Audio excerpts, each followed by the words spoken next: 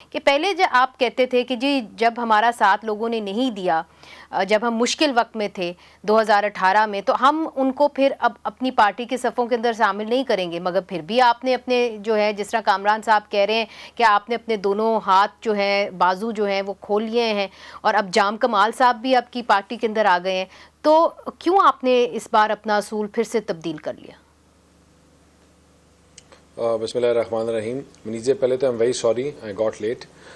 لیکن دیکھیں جہاں تک اب ہم پروگرام کی اس کی بات کر رہے ہیں، مسلم لیگ دیکھیں آج جو پاکستان کے جو حالات ہیں اور جو آج جہاں پاکستان کھڑا ہوا ہے، یہاں ایٹ دس پوائنٹ ملک اور ہماری سیاست کا جو رخ ہے وہ بڑا تبدیل ہو چکا ہے. آج ہم پراپر جس کو کہتے ہیں نا سیاست، ہم سیاست اپنی جماعت کے لیے شاید نہیں کر رہے، ہم اپنی ملک کے لیے کر رہے ہیں. ہم نے اپنے ذاتی لائکس اور ڈس لائکس، آپ نے تو اصول کی بات کی تھی نا، آپ نے کہا تھا کہ ہم اصول کے ساتھ کھڑے ہوں گے، ووٹ کو عزت دیں گے، جس نے ووٹ کو عزت نہ دی اس کو صفوں میں شامل نہیں کریں گے. اب 2 درجن آپ نے ایسے لوگ شامل کر لیے جو ہمیشہ سے آپ کے اوپر تنقید بھی کرتے رہے. جہاں کمال صاحب نے تو آپ خود اپنے منہ سے کہتے رہے کہ ہمیں دھوکہ دیا، پہلے ہمارے ساتھ تھے، پھر ہمیں ڈچ کیا، پھر وہ چیف منسٹر بھی بن گئے. منیزی آپ نے سارے پروسیس میں ہمیں دیکھا، جب ہمارے ساتھ زیادتیاں ہو رہی تھی تب بھی آپ کھڑی تھی.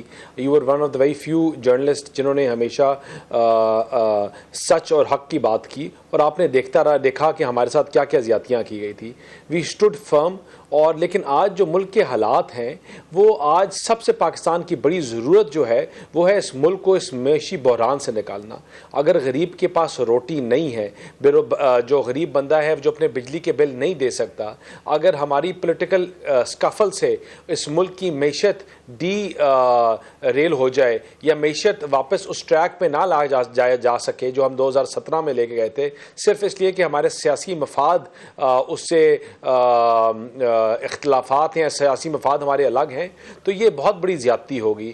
آج ہم نے اپنی ذاتیات کو، اپنی سیاست کو، اپنے آپ کو، ہر چیز کو پیچھے چھوڑ کے اپنے ملک کے لیے، ملک کی بہتری کے لیے، ملک کی سلامتی کے لیے فیصلے کر رہے ہیں. اور آپ دیکھیں گی شاید یہ انشاءاللہ آنے والا وقت ثابت کرے گا کہ پاکستان کی معیشت کے لیے، اس ملک کو صحیح سمت میں ڈالنے کے لیے یہ اچھے فیصلے ہیں. یہ وہ فیصلے ہیں جو سٹیبلٹی لے کے آئیں گے. یہ وہ فیصلے ہیں کہ ایک اسٹرانگ گورنمنٹ بنانے میں ہماری مدد کریں گے. یہ وہ فیصلے ہیں کہ جو ہمیں سپورٹ کریں گے کہ ہم معیشی اور اکنامک ٹف اور مشکل ڈیسیژنز لے سکیں. لیکن وہ مشکل ڈیسیژنز عوام کو فیسیلیٹیٹ کیے جا سکے اور عوام کو ان سے بہتری ملے.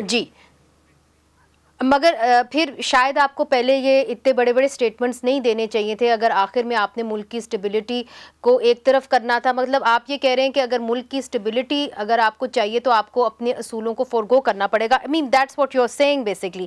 تو خدا بابر صاحب آپ کل بھی فورگو نہیں کیے، ہم آج بھی فورگو نہیں کیے. میں خالی ایک چیز میں بولوں، ہم کل بھی اپنے اصولوں کے اوپر کھڑے تھے، آج بھی کھڑے ہیں. لیکن آپ کی the dire need of this time is to save Pakistan, to save Pakistan from all those جو ہاکس ہیں جو آج دیکھ رہے ہیں اس ملک کو ڈیریل کرنے میں اور چاہتے ہیں کہ پاکستان بینکرپٹ ہو جائے، پاکستان ان تاریخیوں میں چلا جائے، ان اندھیروں میں چلا جائے. آپ کی بات سامنے آ گئی ہے.